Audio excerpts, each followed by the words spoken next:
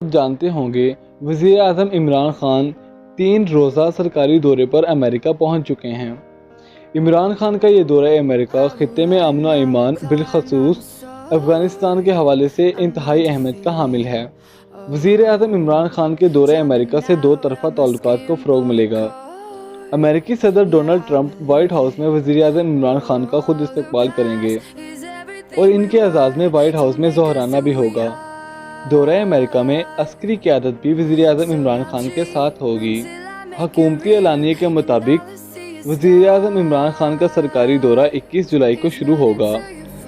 Schedule کے مطابق 21 جولائی کو وزیر اعظم عمران خان عالمی مالیاتی فنڈ IMF کے قائم مقام MD، عالمی بینک کے صدر اور کاروباری شخصیات کے ساتھ ملاقات کریں گے اور اس کے علاوہ وزیر اعظم عمران خان پاکستانی کمیونٹی سے خطاب کریں گے اور اس کے ساتھ ہی پاکستانی بزنس کونسل میں شرکت بھی کریں گے۔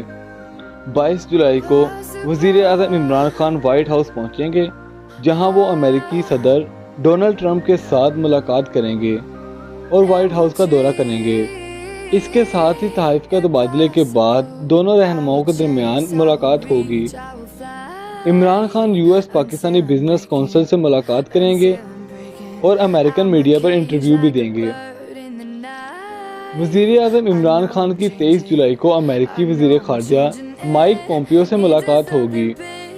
بعد ازاں وزیر اعظم عمران خان امریکی انسٹیٹیوٹ آف پیس کیپٹل ہل میں پاکستانی کونسل سے خطاب کریں گے، پھر امریکی صحافیوں سے بھی بات کریں گے۔